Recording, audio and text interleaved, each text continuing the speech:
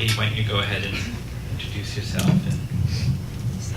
Hi, my name is Katue. I apologize for my voice. I have laryngitis, so bear with me. I work at Mass General. I am one of the child life specialists within our pediatric program. I specifically am assigned to our pediatric radiology department. And I am here to talk about the importance of supporting siblings through chronic illness, a broad definition of chronic illness. Excuse me. And I'm really hoping that this can be more of an open discussion, one, so I don't have to talk so much, and two, because I want it to be worthwhile for you guys. 20 minutes is a little bit of time to talk about a really big subject. So feel free just to jump in and ask questions as we go along. So some of the important things to kind of just talk about when acknowledging siblings. Siblings generally have the longest lasting relationship within family members. If you think about it, depending on the illness, siblings might be around longer than the parents. And as siblings grow, they take on a bigger role in the healthcare. As parents age, siblings step in to kind of take on that role. And so there's a lot of expectations placed on kids who have a sibling with a chronic illness or even an acute illness. So some of the things, particularly at Mass General, we have a program called Sibshops. I am the program coordinator of our program. And our program is general in that it is for kids who are school-aged, and it will help benefit kids from a wide range of chronic illness. We don't specialize or focus rather on a specific illness.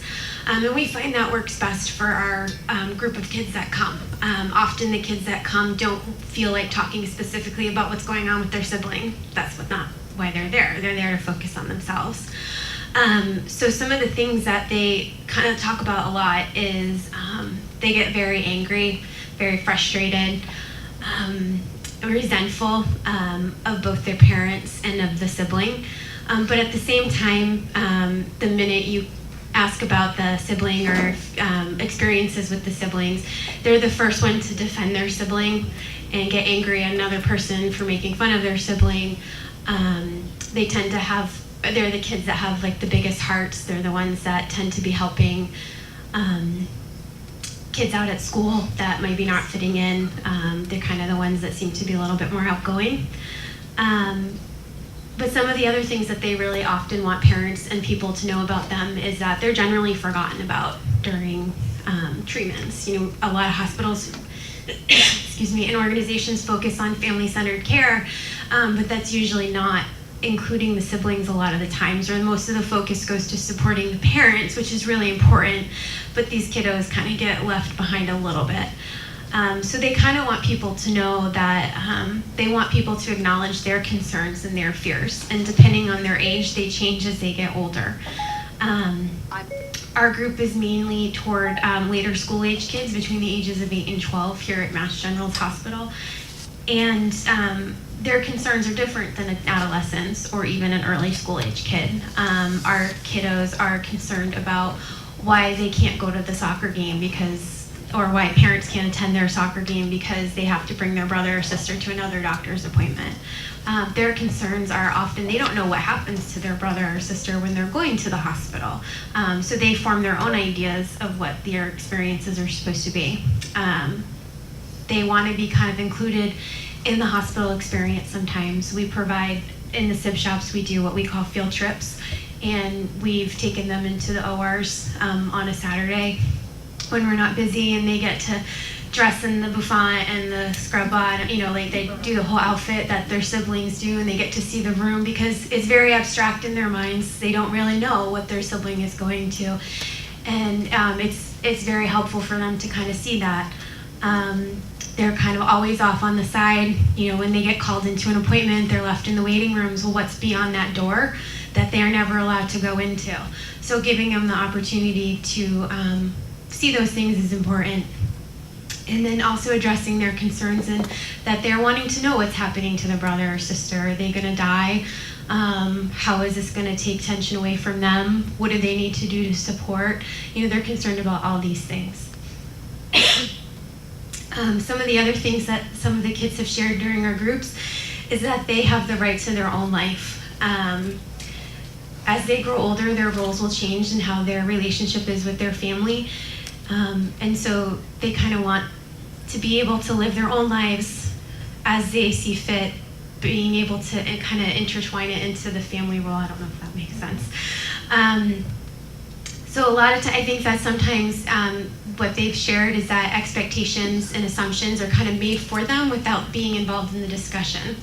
So I think that it's important to include them. What are your expectations for them to help out with the sibling that has the chronic illness?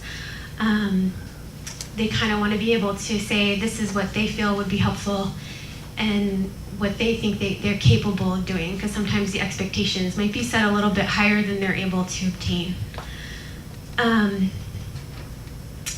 Some of the other things that the kids bring up in this one always makes me kind of chuckle is that the limits and expectations that parents set for a typically developing child, as we call it, the kids always feel like this is the one area, and I think that if you're a sibling in general, whether you're a sibling of a healthy child or sick child, just siblings in general, battle it out, like who's gonna do the dishes, they touched my Xbox, they did this.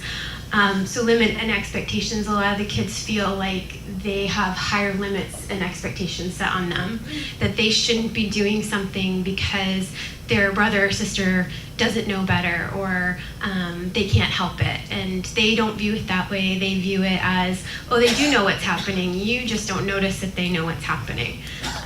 So having the same limits and expectations be clear is very helpful. And another thing that's really important is the opportunity to meet other peers, meeting other kids, and that's what the main focus of our program is to give kids the opportunity to meet other kids that have lives very similar to theirs. And it may not necessarily be that their siblings have the same exact illness going on in their lives, but they all experience many of the same emotions and the same concerns and the same fears. So it's an opportunity for them to have a safe environment to yell about their siblings, to complain about how their parents are treating them, to be really happy and to share the joys of having a sibling that has illness, because at this particular age group, they're kind of focused on themselves, and so it's kind of fun to hear when we ask them, well, what are some of the benefits of having a sibling with an illness? The biggest one is like going to Disney and the Make-A-Wish things, getting to skip on the lines, and it's very appropriate for that age range to say that. But ultimately, too, we talk about that those are great things, and they're very excited to actually get to experience those things with their siblings. Another thing that our kiddos always talk about is having one-on-one time with parents. It's really important. Parents in a role of being a primary caregiver for chronically ill children, there's so many things you obviously have to do. But even trying to find some point in the day or a special day of the week or something, a lot of the kiddos talk about how important it is for them. We have a program here at Mass General Hospital for Children called C-STAR, and it's a collaboration with the Boston Aquarium, and we are able to send some kids after hours there, and they get to experience it with their families. And so they were kind enough to do this for us on a Saturday. And so our participants in the group were able to go to the aquarium, and we had one parent come and one parent needed to stay with the sibling. And so we were like thrilled, and the kids were just so overwhelmed with just being able to do the one-on-one thing. They could do the things that sometimes they can't do because the sibling prohibits it. They were able to spend extra time somewhere, and they didn't have to worry about wheelchairs, and they didn't have to worry about medications and G-tube feeds, because it was just about them. So a lot of the kids talk about the need for the one-on-one time. It's really important. Does anyone have any questions or anything? Okay. So the impact of chronic illness on a sibling, as you can tell, is huge, and it affects them throughout the years of their life. And there are some good resources. I have a couple of brochures I can leave on the front table.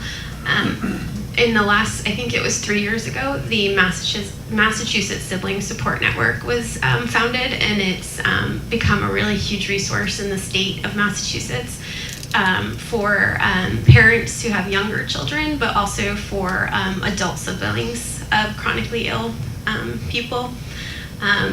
And it has a wide range of services to offer support and whatnot. So we've been working with them a lot too. And I'm sorry, I'm just trying to keep it within the time frame. Does anyone have questions? Or? Well, maybe let's thank you first. Then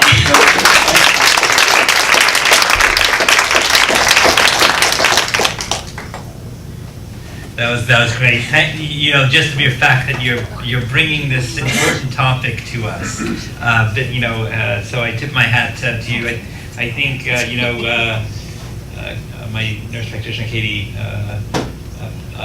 kindly introduced us, and I think this is such a crucial topic, particularly also when kids go through transplants and really parents get also separated in the process of trying to take care of a child going through transplant, and the other sibling often feeling these years of focus going in the other direction. So we need to get a better sense of how to Are you keeping information, data, documenting things as you go along? How can we learn collectively? Well, we're not ourselves keeping data, but there are a number. The Sibshops program is modeled off of a curriculum by Don Myers, who is a social worker out of Seattle. And it's the Sibling Support Network.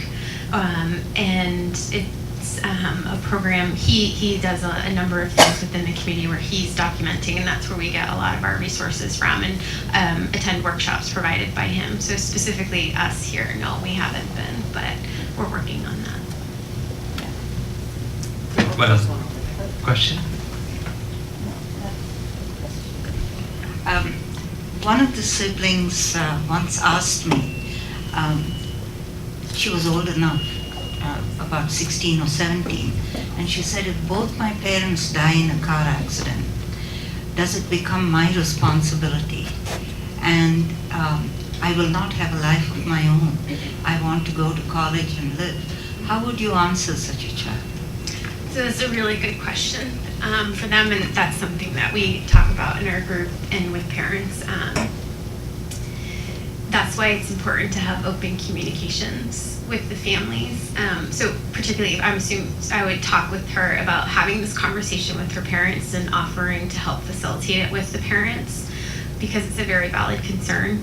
That was kind of one of my points about having their own lives, and they need to be involved in the caregiving aspects, particularly as they grow, because she does want to go to college, and it's a very good point in how they care about their sibling, but Who becomes the caregiver? that's what the parents have to, that's what you have as a family have to figure out, and that discussion needs to take place earlier than later. I mean, she's 16, 17, she wouldn't become the primary caregiver, so that's why parents need to have, like a will and the next of kin type of thing. But having her involved in that discussion is really important, because she needs to be able to voice her concerns that her goal in life is to go to college, and what can she do to support the sibling if in an event something that tragic happened to their family.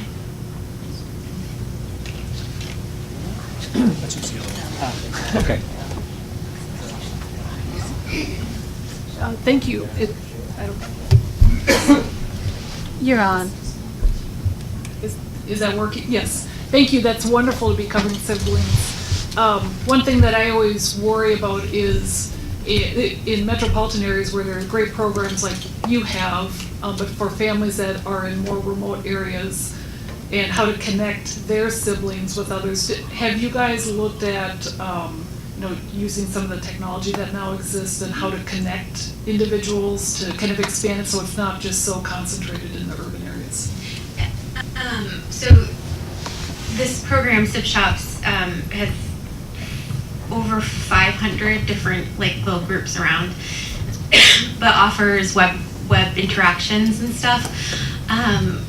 We've had families kind of do informal gatherings where it's just the siblings together, and it's not necessarily more of ours is more of a therapeutic approach about dealing with emotions and different things that come up, whereas some of the other are the smaller groups kind of just let them kind of hang out and talk. So I think it's in the works, but there are some programs available online where there's webinars or just different days of the week that there's chat rooms that are open and they're very monitored and things like that. But the Sibling Support Network website that Don Myers created is really helpful. And he has groups according to different ages. I don't have a question, just some information. With National Tay-Sachs and Allied Diseases at our family conferences, we often do things with the siblings. We've worked with Sibshops. And there was a joint project between Courageous Parents Network and NTSD, so now there's a website, rareSiblingsProject.org, where there's some videos of siblings talking. You know, this came out of a project about parenting a child with a life-limiting illness, and one of the siblings said, well, what about us? We have things to say, and then we also have some resources on our website as well. Great. Katie, I was wondering, do you have any recommendations or suggestions for how to kind of roll out a diagnosis with a sibling? You know, in my family, we tend to give out information on what we think is we hope is developmentally accessible, but on a need-to-know basis. I'm just wondering if there are any resources or if you have any suggestions for, especially, you know, we're in a situation where the siblings, one sibling is older and has access to the internet, and there's a lot of potential for reading some unpleasant, albeit realistic, information. Right. There are a number of resources. One of the books that I really like is How to Talk So Kids Will Listen and Listen So Kids Will Talk. It's not necessarily specific toward a chronic illness, but it's a great way to be able to give, it talks about different ways of approaching kids with different personalities, because there's not really one specific way to kind of attack that kind of a question. It's really based on, their age, but also their personality and their temperament. Sometimes just starting the conversation that, you know, they have this sickness and a very vague definition, and kind of letting them sit with that and making sure that they know they can come back to you with questions, and that, you know, they find something concerning on the internet, because that's there and they're going to look, even if you ask them not to. Excuse me, I think that having that open dialogue and that communication that I was kind of quickly mentioning is really important. Kind of taking it from where they are and letting them process kind of what's going on, and keeping them involved in the care that's appropriate. Does that help answer your question? Okay. Right. No, okay. Have you found the way We found a good way to talk to siblings when they're both affected, but at different, like we have siblings with ALD, and one was too far progressed to be transplanted, but the other one was able to be transplanted, and so there's a lot of guilt from the older child that he's not as affected, and there's also, you know, am I going to end up like that? And so trying to give information to the unaffected, you know, to the less affected of the sibling, you know, without, you don't want to withhold it, but you also don't want to scare them. And so how do you deal with when both siblings are affected, but in different ways? That's a really good question. I think you could approach it as also what you would do with a typically developing sibling as well, because they all share that same guilt, like their guilt that they're healthy, they have guilt that they're not as sick. But again, I think it's just that open and honest communication. I ask them, I mean, I don't know if you've asked them what their fears and worries are, what are their concerns, what do you see happening? Again, it depends on their age, if there's a big age difference or if they're closer. Encouraging if they can have conversations together as siblings is sometimes helpful. I don't have much experience in that aspect of having the opportunity to work in that dynamic. Sorry, I don't think it's super helpful. No, this is a great start. So as we said before, once you agree to speak here, it means that there's a lifelong engagement now with ALD Connect and Lucas Street, so we'll pull you into any one of these situations that we deal with a lot. No one's ever going to accept to speak at Yes. It's definitely a topic that you can get very detailed in so many different aspects, so to try and compact all of this information to such a short time is really difficult. So I'm happy if there's definitely more specific, like you wanted to target it on something, to do that. Let's do that. Excellent. Good. A round of applause. Thanks, Katie.